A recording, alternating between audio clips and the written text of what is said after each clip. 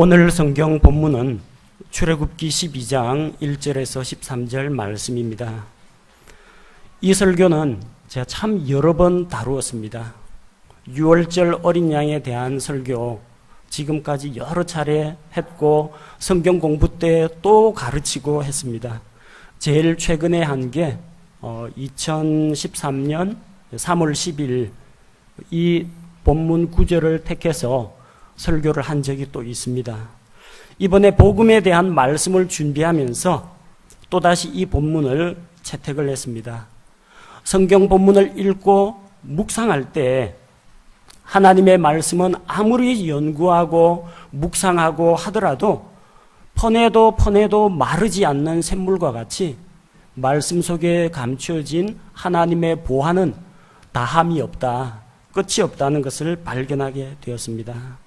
그래서 언제나 새롭고 신선하고 또 뭔가 또 새로운 진리를 발견할 수 있었습니다. 이 복음의 진리는 아무리 여러 번 강조하더라도 결코 지나치지가 않습니다. 또한 이 말씀이 이 자리에 앉아있는 우리 교회 모든 성도들과 나중에 인터넷을 통해서 홈페이지를 통해서 설교를 듣는 분들에게 동일하게 필요한 말씀이라는 생각이 들어서 또다시 이 본문 말씀을 들고 이 자리에 서게 되었습니다. 오늘 본문 말씀은 유월절 사건에 대해서 다루고 있습니다. 유월절 이스라엘의 명절 가운데에서 가장 중요한 절기가 유월절입니다. 유월절은 6월 달에 있는 게 아닙니다. 우리나라 6월을 유월절이라고 하는 게 아닙니다. 월북하다, 월장, 담을 넘다 할 때 그 뛰어넘을 월자입니다. 유월절은 뛰어넘어가는 절기라는 의미입니다. 그래서 오늘 본문에 있는 말씀을 통해서 유월절이 무엇이고 그것이 신약 시대를 살아가는 우리에게 어떻게 적용이 되는지 살펴보는 가운데 복음의 핵심적인 요소들을 알아보고자 합니다. 먼저 1절 말씀을 살펴보겠습니다. 장소 배경이 어디입니까? 주께서 이집트 땅에서. 장소의 배경은 이집트 땅에서 시작이 됩니다. 이스라엘의 가족들은, 야곱의 가족들은 아브라함이 약속의 땅 가나안에 들어온 이후에 하나님께서 주신 그 가나안 땅에서 정착하면서 살았습니다. 그러나 야곱의 11번째 아들 요셉이 형들의 시기심에 의해서 노예로 팔려갔습니다. 이집트로 팔려갔습니다. 그는 그곳에서 여러 가지 어려움을 겪었지만 주께서 요셉과 함께 하심으로 그는 형통한 자가 되었습니다. 7년 풍년에 이어서 7년 기근이 찾아왔을 때 그는 하나님께서 주시는 말씀을 따라서 하나님의 메시지를 따라서 곡식을 저장했다가 흉년이 들었을 때 그 근동 지방에 있는 수많은 사람들을 기근으로부터 구원했습니다. 또한 자기를 팔았던 형들을 용서하고 받아들였고 야곱의 모든 가족들을 이집트로 초대했습니다. 그래서 이집트의 풍부한 그런 물산들로 하나님께서는 이스라엘을 양육하셨습니다. 이집트에 내려간 그 가족이 전부 70명입니다. 그런데 나올 때는 장정만 60만 대군이 나왔습니다. 아이들과 그 아내까지 포함하면은 적어도 200만 정도 되는 사람들이 나왔습니다. 70명이 200만으로 불어난 겁니다. 하나님께서 이스라엘에게 복을 주시고 그들을 번성하게 해주셨습니다. 그러나 요셉이 죽은 이후에 요셉을 인정하지 않는 또 다른 이집트 왕이 왕위에 즉위한다면은 이스라엘 백성을 핍박하고 견제하고 그들에 대해서 강제 노역을 시켰습니다. 이스라엘은 이집트 땅에서 압제를 당하고 있었습니다. 유월절 어린 양이 필요합니다. 왜 필요합니까? 이스라엘이 이집트의 압제를 받고 있기 때문에 필요합니다. 압제를 끊고 나아가기 위해서는 하나님께서 유월절 양을 준비하라고 했습니다. 하나님께서 여러 가지 재앙으로 심판하셨습니다. 이집트의 9가지 재앙을 내렸습니다. 그러나 파라오의 마음이 완강하고 하나님을 거역함으로 말미암아 내 백성을 가게 하라는 하나님의 말씀을 받아들이지 않았습니다. 이제 이 노예 생활에서 벗어나기 위해서 하나님께서는 마지막 한 가지 심판을 준비하셨습니다. 그게 바로 이스라엘이 압제당하고 있는 그 이집트 땅에 초태생들, 처음 난 것들을 모두 다 죽이는 것이었습니다. 하나님께서 그들을 구출하기 위해서 이제 죽음의 형벌, 심판을 내리십니다. 자, 그래서 이집트 땅을 떠나려면은 장자를 죽이는 그 재앙에서 이스라엘을 보호하고 지켜줄 어린 양이 반드시 필요했습니다. 이 유월절 사건, 유월절 어린 양을 준비하라고 한 것은 이스라엘 백성들이 계획을 한 것이 아닙니다. 하나님께서 말씀하셨습니다. 1절, 주께서 모세와 아론에게 말씀하셨습니다. 이스라엘을 노예 생활에서 해방시키는 그 방법은 하나님이 계획하시고 하나님께서 그 과정을 직접 인도하셨습니다. 사람들이 구원의 길과 방법을 제시한 것이 아닙니다. 자기의 노력과 의로 자기의 선행으로 이 문제를 해결하려고 한 것이 아닙니다. 오직 하나님께서 이 일을 행하셨습니다. 바로 유월절은 하나님께서 이스라엘을 이집트의 압제로부터 자유하게 하신 것을 기념하는 축제입니다. 그래서 11절 말씀에 이것을 주의 유월절이라고 합니다. 주체는 이스라엘 백성이 아닙니다. 이스라엘의 독립기념일이다 그렇게 이야기할 수는 있지만 이스라엘이 독립한 것이 아니라 주께서 이스라엘을 해방시키신 날입니다. 사람들이 죄에 빠져 있을 때, 죄와 율법의 노예가 되어 있을 때, 사탄의 종이 되어 있을 때 하나님께서 구원의 길을 예비하셨습니다. 사람들이 요구한 것도 아니고 사람들이 구원의 방법을 준비한 것도 아닙니다. 오직 하나님께서 예수 그리스도를 통해서 구원의 길을 제시해 주셨습니다. 이스라엘이 이집트의 압제로부터 자유하게 된 기념일이 유월절입니다. 죄의 종, 마귀의 종으로부터 자유하게 된 여러분의 유월절이 있습니까? 여러분에게도 자유를 얻은 바로 그 유월절이 있습니까? 만약 아직 유월절을 경험하지 못했다면 예수 그리스도를 영접하시고 여러분만의 유월절을, 여러분의 새로운 인생을 시작하시기 바랍니다. 두 번째, 2절에 보니까 유월절은 1년 한 해의 첫째 달이 될 것이라고 했습니다. 그 이전에는 안 그랬습니까? 그 이전에는 안 그랬습니다. 이스라엘의 달력은 두 가지가 있어요. 농사를 짓는 데 필요한 시민력, 일반 달력이 있고 이스라엘의 종교 달력이 따로 있습니다. 시민력은 가을에 시작합니다.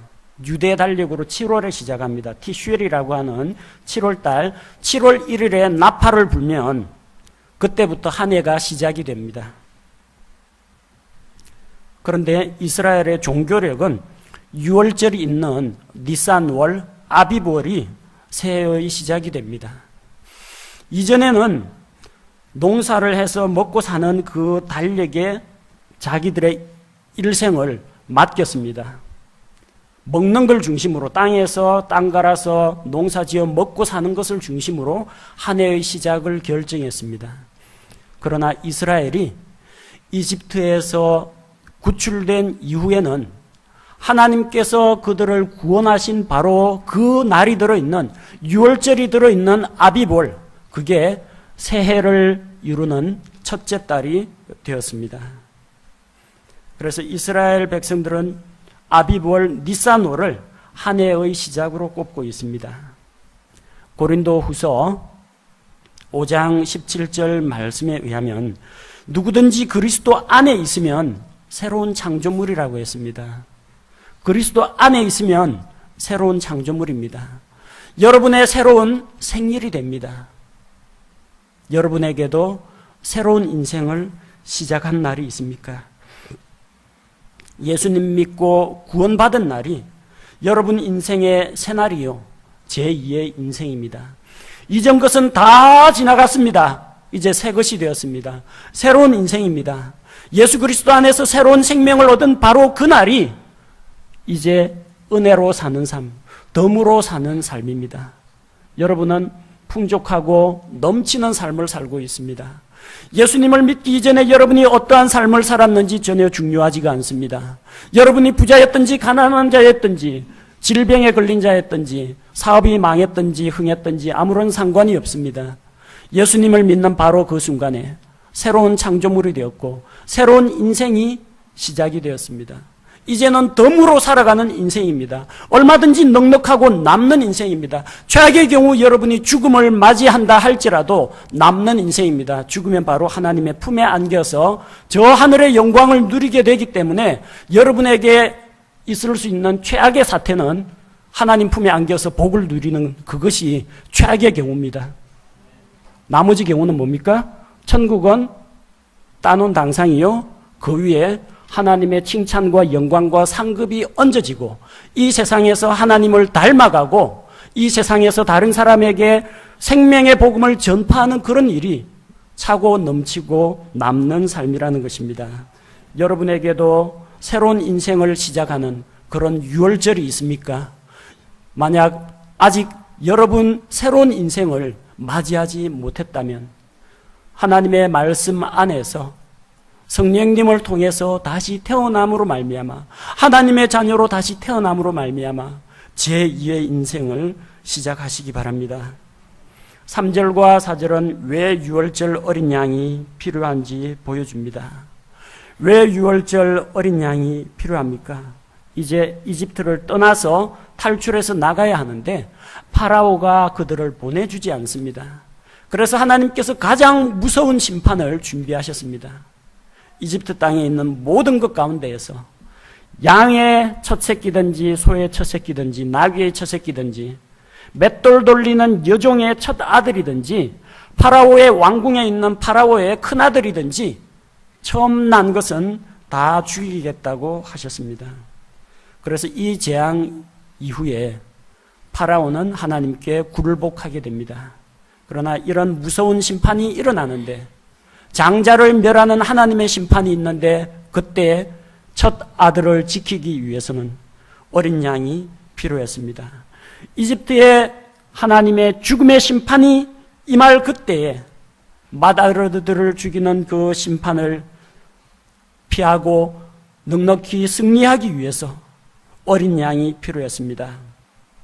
3절에 보니까 각 사람이 어린 양을 취하라고 했습니다. 각 사람이 어린 양을 취해야 합니다. 전 천국 갈 때 우리 마누라가 예수 잘 믿으니까 마누라 치맛자락 붙잡고 올라가겠다. 우리 아버지 집사님인데 아버지 믿음 좋으니까 뭐 어째 좀 봐주지 않느냐. 뭐 이 세상에는 그런 부정 입학이라든지 그런 게 있지만 천국에는 그런 거 없습니다. 각 사람이 자기 양을 취해야 합니다. 예수 그리스도께서 하나님의 어린 양으로 이 세상에 오셨습니다. 그분은 사람들을 대신하여 죽은 하나님의 어린 양, 유월절 어린 양입니다. 많은 사람들이 요한복음 3장 16절은 압니다. 하나님께서 세상을 이처럼 사랑하사, 하나님께서 세상을 사랑하셨구나. 그러나 이것으로 부족합니다. 여러분에게는 세상의 죄를 대신해서 죽은 그 예수 그리스도가 아니라 여러분의 죄를 대신해서 십자가에서 죽으신 바로 그 예수님, 나를 위해 죽은 나의 어린 양이 필요하다는 겁니다. 역사적 인물 예수가 아닙니다. 4대 성인 중에 한 분이신 예수 그리스도가 아닙니다. 그 예수 그리스도가 여러분 개인의 구세주가 되지 않는다면 아무런 의미가 없는 겁니다. 예수님은 온 세상의 죄를 대신해서 죽으셨지만 그분을 자신의 구세주로 받아들이지 않는 자에게는 아무런 의미가 없다는 것입니다. 오늘 성경 말씀을 보면 참 재밌는 말씀이 3절, 4절, 5절이 똑같은 내용인데 점차 구체적인 설명을 하고 있는 것을 볼 수가 있습니다. 3절에 보니까 어린 양을 취하되 한 어린 양을 취하라고 했습니다. 4절에 보니까 그 양은 그 어린 양이라고 했습니다. 유일한 어린 양, the lamb, 그 어린 양을 취하라고 했습니다.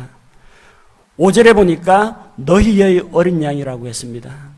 예수 그리스도는 이 세상에 태어났던 많은 사람들 중에 한 사람이었습니다. 그러나 그분만이 하나님께로 갈 수 있는 유일한 길과 유일한 진리와 유일한 생명이 되시는 분입니다. 그러나 그 길과 진리와 생명, 천국과 영원한 생명이 여러분의 것이 되기를 원한다면 그 어린 양은 너희의 어린 양, 여러분 각자의 어린 양, 여러분의 예수 그리스도가 되어야 합니다. 온 세상의 구세주 예수 그리스도가 아니라 그분을 여러분 각 개인의 구세주로 맞이해야 한다는 것입니다. 여러분은 예수님을 나를 위해, 나를 사랑하사 나를 위하여 자기 몸을 버리신 바로 그 하나님의 어린 양으로 받아들이십니까? 그런 자는 죄와 심판과 사망의 형벌로부터 벗어나게 됩니다. 그리고 그 양은 5절 말씀과 같이 흠없는 어린 양이어야 했습니다. 그 어린 양은 그달 10일에 선택을 합니다. 아무거나 선택하면 안 됩니다. 눈이 삐었거나 다리를 절거나 부상을 당했거나 팔다리 하나가 부실하거나 그러면은 안 됩니다. 흠없는 완전한 어린 양이어야 했습니다. 또 겉으로 봐서 모르죠. 이 장애가 있는지 잘 먹고 잘 자라는 양인지 검증을 해봐야 됩니다. 그달 14일까지 간직하고 관찰을 했습니다. 그 흠이 있는지 없는지 검증을 거쳐야 됩니다. 우리 주 예수 그리스도께서는 흠없는 하나님의 어린 양입니다. 하나님께서 예수 그리스도에 대해서 인정해 주셨습니다. 신약 성경 보겠습니다. 마태복음 3장 17절 말씀을 보니까 보라, 하늘로부터 한 음성이 있어 이르시되 이 사람은 내 사랑하는 아들이라 내가 그를 매우 기뻐하노라 하시니라. 예수 그리스도는 하나님의 아들입니다. 하나님의 아들이 뭡니까? 하나님이란 이야기예요. 이 개가 이 새끼를 낳아가지고 개 아들이면요, 그 강아지라는 품종이 따로 있는 게 아니고 그냥 개입니다. 소가 새끼를 낳으면요, 이 송아지라고 부르는데 송아지라고 하는 종자가 따로 있는 게 아니고 송아지는 그냥 소입니다. 사람이 아들을 낳았다, 그건 그냥 사람이에요. 하나님의 아들이면 그냥 하나님이란 이야기입니다. 하나님은 죄가 없으십니다. 하나님은 거룩하십니다. 그분은 영광 가운데 계십니다. 어둠이 조금도 없습니다. 항상 빛 가운데 계신 분입니다.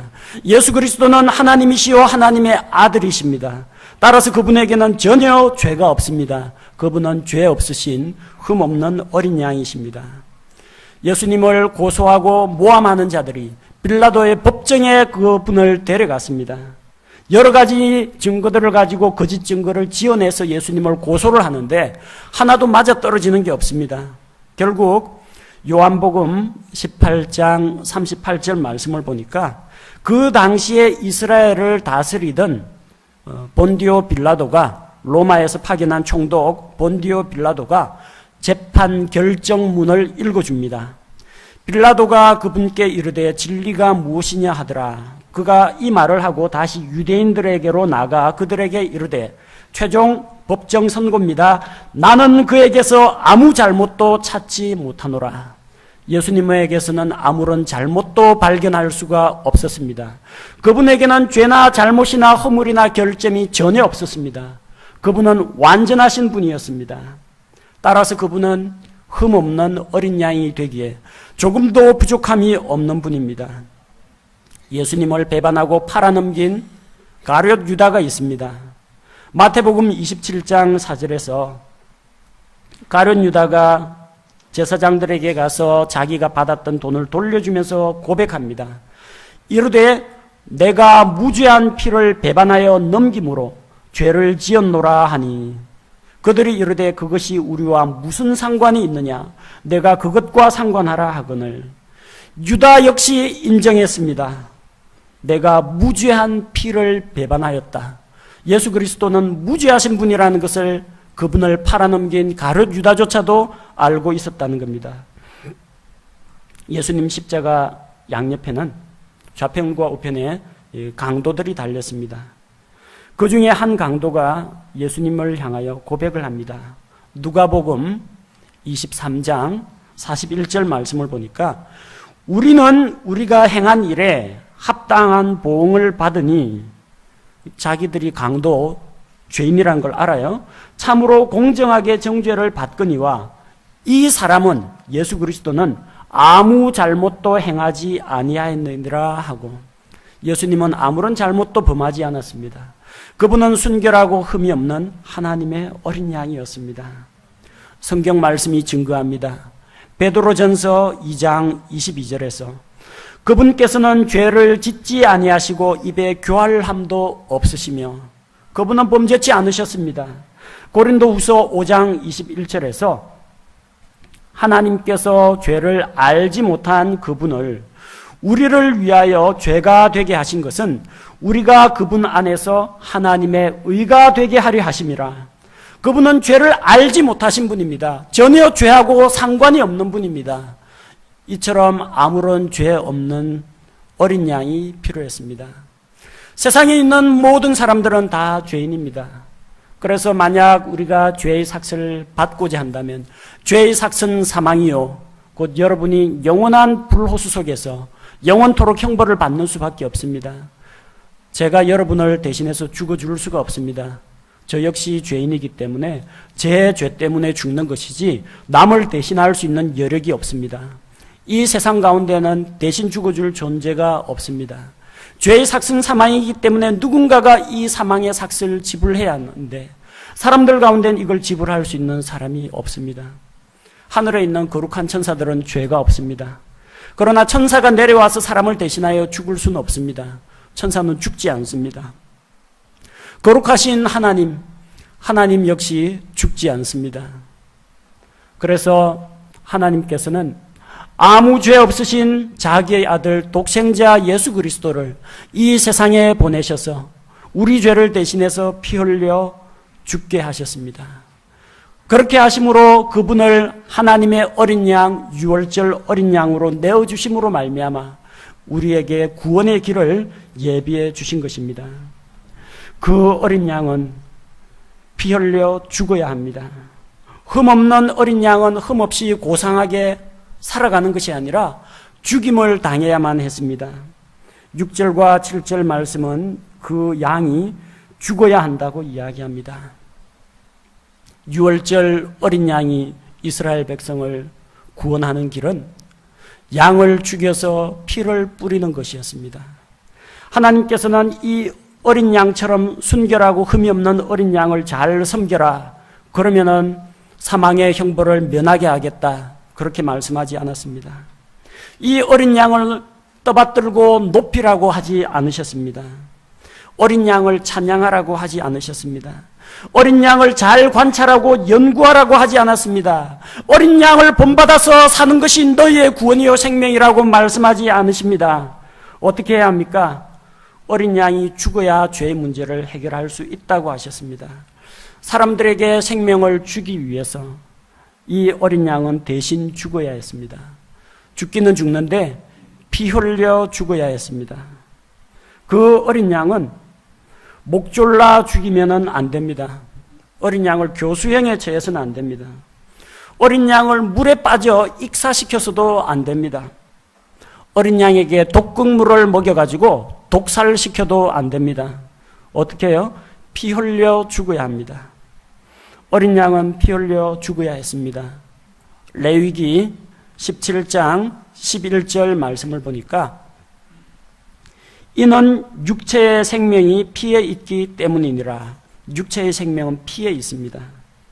죄의 삭을 위해서는 생명을 버려야 하는데 그 생명은 피를 흘리고 죽어야 했다는 것입니다. 내가 피를 너희에게 주어 제단 위에 뿌려 너희 혼을 위해 속죄하게 하였나니 피가 혼을 위해 속죄하느니라. 어린 양은 반드시 피를 흘려서 죽어야만 했습니다. 예수 그리스도 역시 피 흘려 죽으셔야 했습니다. 그래서 십자가의 형벌을 받으셨습니다. 두 손과 두 발이 못에 박히시고 옆구리를 창에 찔리심으로 말미암아 온몸의 물과 피를 다 쏟아주셨습니다.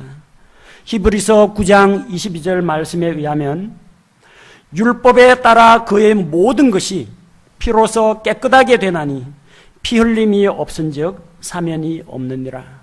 예수 그리스도의 피 흘려 죽으심이 없으면은 죄들에 대한 사면이 없다는 것을 보여주고 있습니다.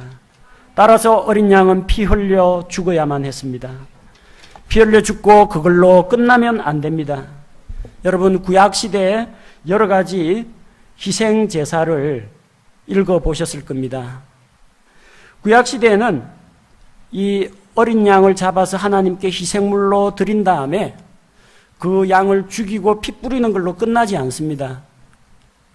이 살을 발라가지고 각을 떠서 숯불 위에서, 꺼지지 않는 숯불 위에서 그것을 태웠습니다. 죄를 지은 죄인이 죽음으로써 죄 문제 해결하고 끝나는 게 아닙니다. 죽은 다음에 영원한 지옥의 형벌, 꺼지지 않는 불 속에 들어가서 영원토록 고통당하는 형벌이 있다는 걸 보여주기 위해서 희생물을 잡은 다음에는 그 살점을 올려다 놓고 그 고기를 불에 사르도록 했습니다. 그래서 어린 양이 피 흘리고 죽는 걸로 끝나면 안 됩니다. 본문 말씀 8절에서 10절 보니까 어린 양을 먹어야 한다고 했습니다. 어떻게 먹어요? 불에 구워서 먹으라고 했습니다. 탕으로 끓여서 먹으면 안 됩니다. 날것으로 육회를 떠서 먹어도 안 됩니다. 반드시 불에 구워서 먹으라고 했습니다. 일부 교단에서는 이걸 불에 구워서 먹으라는 것을 성령의 불로 역사한다라고 이야기인데, 성령의 불이 아니고요, 지옥 형벌을 이야기합니다. 어린 양은 죽을 뿐만 아니라 지옥 형벌을 받아야 한다는 겁니다. 예수 그리스도께서 죽으시고 묻히셨습니다. 몸은 묻히시고 아버지여 내 영을 아버지 손에 부탁하나이다. 영은 하나님께로 돌아가고 그분의 혼은 지옥, 땅 짓자, 감옥 옥자, 땅의 깊은 곳으로 내려갔습니다. 예수님이 펄펄 끓는 유황불에 들어갔다는 이야기가 아닙니다. 땅속 세계가 두 부분으로 되어 있는데 아브라함의 품으로 불리는 낙원과 불과 유황으로 타오르는 지옥이 있습니다. 예수님께서는 땅의 심장부인 낙원, 땅속 세계로 내려가셨습니다. 그것은 분리를 이야기합니다. 하나님과 영원히 분리되는 것, 그게 바로 사망의 형벌입니다. 둘째 사망 불호수, 요한계시록 21장 8절에 나오는 불호수가 무엇입니까? 마지막 때에 마귀와 마귀의 천사들과 또 죄인들이 지옥에서 나와서 하나님 앞에서 마지막 심판을 받은 다음에 꺼지지 않는 불호수 속에 영과 혼과 몸이 아울러 불호수 속에 들어가서 영원토록 하나님과 분리되는 것, 이게 둘째 사망입니다. 예수님께서는 바로 그 분리를 경험하신 겁니다. 지옥불에서 뜨거운 고통을 느끼신 것이 아니고 하나님과의 단절 분리를 경험하셨습니다. 하나님과 분리되는 것, 그게 죽음입니다. 그러나 예수님께서는 부활하심으로 말미암아 다시 우리의 부활의 주가 되셨고 자신의 피를 가지고 하늘에 있는 지성소 곧 하나님 앞에 가서 자기 피를 드리고 우리를 위한 대제사장이 되신 것입니다. 어린 양은 피 흘려 죽는 걸로 끝나면 안 됩니다. 반드시 불에 구워서 먹는 과정이 필요하다는 것입니다. 어린 양을 먹어야 합니다. 무엇과 같이 먹어야 합니까? 누룩 없는 빵과 같이 먹어야 합니다. 누룩은 썩고 부패하게 만드는 것을 이야기합니다. 곧 예수 그리스도는 죄나 썩고 부패한 것이 전혀 없는 순결하신 분이라는 것을 보여주고 있습니다. 누룩 없는 빵은 그분의 죄 없으심을 의미합니다. 쓴 채소와 같이 먹으라고 했습니다. 그분이 당한 십자가의 쓰라린 고통을 이야기합니다. 바로 나를 위해서 죄 없으신 분으로서 쓰라린 고통을 당하시고 죽음을 당하시고 하나님과의 분리를 경험하신 그 예수 그리스도를 받아들이라는 이야기입니다. 10절 말씀해 보니까 유월절 어린 양은 그 다음날 아침까지 남겨두지 말라고 했습니다. 날 밝을 때까지 두면 안 됩니다. 그 밤에 어린 양을 자기의 몸으로 받아들이는 그것이 다 이루어져야 합니다. 구원은 오늘 조금 받고 내일 조금 받고 몇 년 뒤에 조금 받고 점진적으로 이루어가는 과정이 아니라 예수 그리스도를 믿는 바로 그 순간에 단숨에 받게 됩니다. 예수 그리스도의 단번 속죄를 믿음으로 말미암아 단번에 구원을 받게 됩니다. 일생에 단 한 번 있는 유월절 식사는 여러 날에 걸쳐서 먹지 않습니다.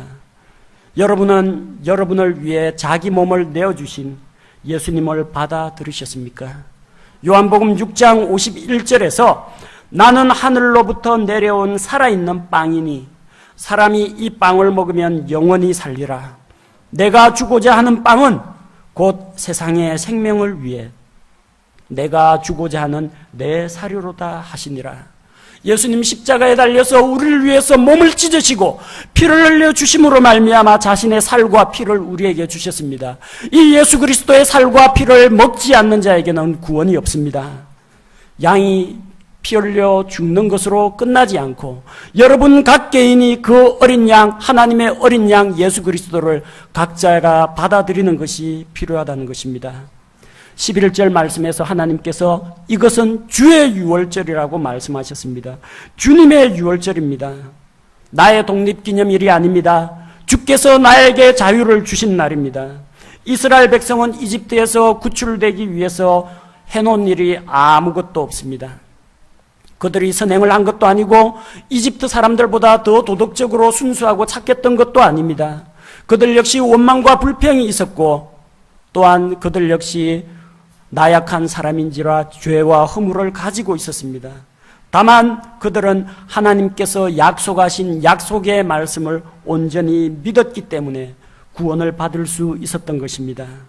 오늘을 살아가는 우리 역시 마찬가지입니다. 우리의 구원은 우리의 행위나 노력으로 되지 않습니다. 여러분이 하루에 한 가지씩 착한 일을 한다고 할지라도 재산을 다 팔아서 가난한 사람들에게 내어준다고 할지라도 내가 다른 사람을 위해서 내 목숨을 희생한다고 할지라도 그것이 여러분을 구원할 수가 없습니다. 우리의 노력으로는 할 수 있는 것이 아무것도 없습니다. 오직 예수 그리스도께서 십자가에 달려서 우리 대신해서 피 흘려 죽으심으로 이루신 바로 그 속죄를 내가 믿음으로 받아들이는 것만이 구원의 길입니다. 어린 양 예수 그리스도가 필요합니다.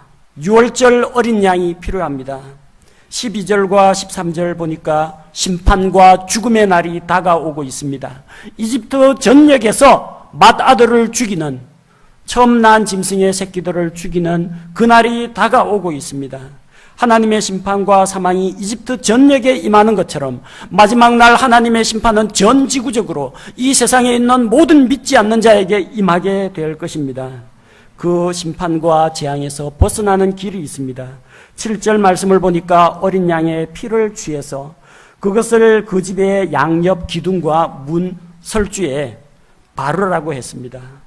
그렇게 할 때 하나님께서 이집트 전역을 돌아다니실 때 그 집의 문에 어린 양의 피가 있으면 그 집은 뛰어넘어 가시겠다고 했습니다. 뛰어넘어 간다고 해서 유월절입니다.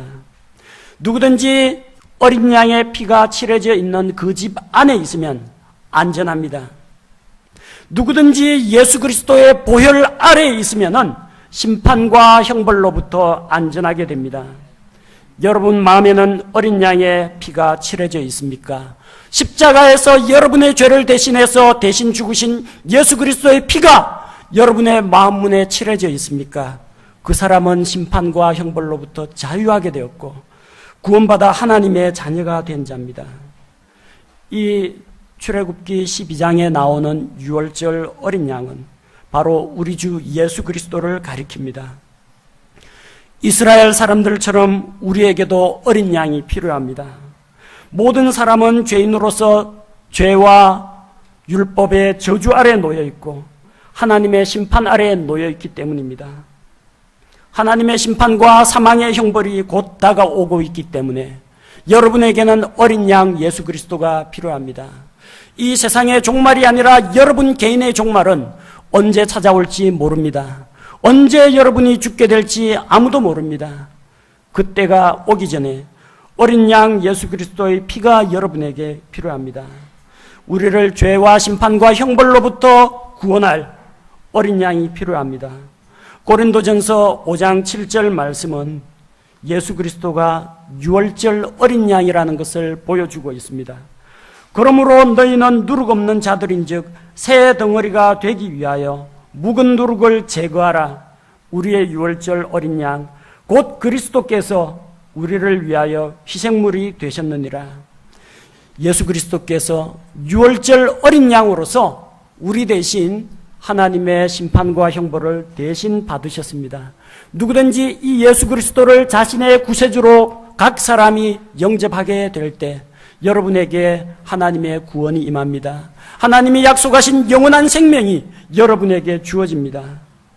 요한복음 1장 29절에서 다음날 요한이 예수님께서 자기에게 오시는 것을 보고 이르되 세상 죄를 제거하시는 하나님의 어린 양을 보라, 이렇게 선포합니다. 세상 죄를 지고 가는 어린 양이 아닙니다. 세상 죄를 제거하시는 하나님의 어린 양이십니다. 예수 그리스도께서 우리의 모든 죄를 십자가에서 다 제거하셨습니다. 그러나 그 예수 그리스도의 보배로운 피의 효력은 그것을 믿음으로 받아들이는 자들에게만 유효합니다. 어린 양의 피가 칠해진 집 안에 있던 모든 사람들은 심판으로부터 구원을 받았습니다. 하나님께서는 그가 착한 사람이냐, 그 집 아들이 말 잘 듣느냐, 하나님을 공경하느냐, 나쁜 행실을 가지고 있느냐, 이런 걸 따지지 않으셨습니다. 오직 한 가지만 보셨습니다. 그 집 문에 어린 양의 피가 칠해져 있느냐, 이것만 보셨습니다. 이스라엘 백성들 가운데에서도 하나님이 주신 약속의 말씀을 믿지 않고 어린 양을 잡지 않고 그냥 그 밤을 보냈다라면 그 집 마다들은 그날 밤에 틀림없이 죽었을 겁니다.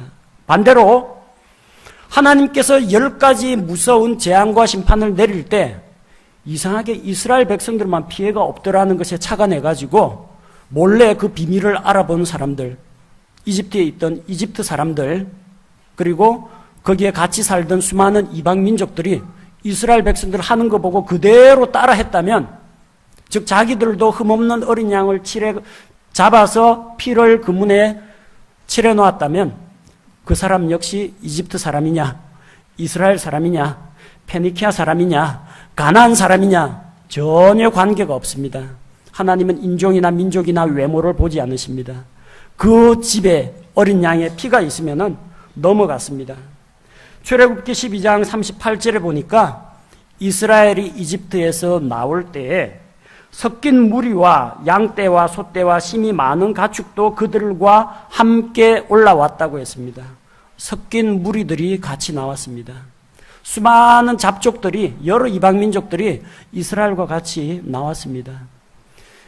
이스라엘 민족만을 구원하지 않습니다. 유월절 어린 양의 피는 그 피의 보호 아래 있는 모든 사람을 책임지고 구원합니다. 여러분이 이스라엘 사람이냐, 미국 사람이냐, 한국 사람이냐, 일본 사람이냐 전혀 하나님 앞에서는 중요하지 않습니다. 여러분이 어린 양 예수 그리스도의 보혈의 권세 아래 있으면은 여러분은 하나님께서 심판과 형벌로부터 구원하십니다.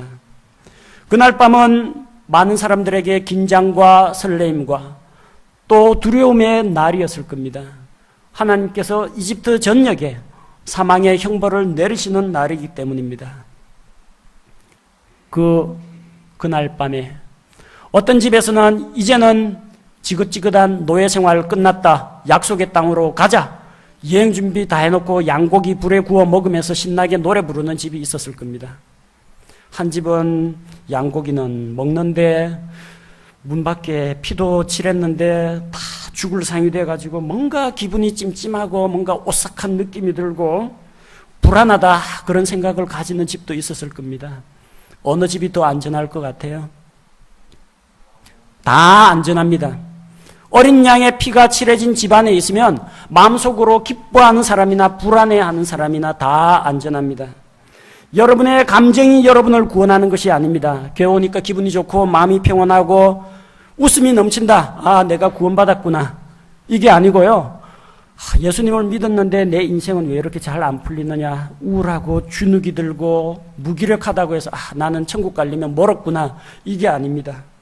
여러분의 감정이 얼마나 뜨거운가, 마음의 평안이 있는가 없는가는 구원하고는 아무런 관계가 없습니다. 그건 여러분의 감정입니다. 감정은 여러분을 구원하지 못합니다. 여러분을 구원하는 것은 오직 믿음입니다. 예수 그리스도를 믿는 믿음이 여러분을 구원하는데, 그 믿음이 큰 믿음이냐 작은 믿음이냐, 적극적이고 담대한 믿음이냐 소극적인 믿음이냐, 이게 아무 관계가 없습니다. 어린 양의 피를 3번 칠해야 안전합니까? 7번 칠해야 안전합니까? 1번 칠해도 안전합니까? 그냥 어린 양의 피가 한 방울이라도 묻어 있으면은 어린 양의 피의 많고 적음이 결정하는 게 아니라 흠없는 어린 양의 피가 있으면 안전한 것입니다.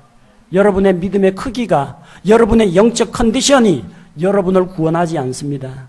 오로지 하나님의 약속하신 말씀에 따른 믿음이 여러분을 구원하는 것입니다. 여러분, 오늘 모인 이 회중들 가운데에서 아직까지 예수 그리스도를 구세주로 만나서 죄와 사망의 형벌로부터 자유케 되는 유월절을 경험하지 못하신 분이 있다면, 이 시간에 하나님 앞에서, 하나님, 저는 죄인입니다. 저의 죄를 대신해서 십자가에서 죽으신 예수 그리스도 하나님의 어린 양을 제가 필요로 합니다.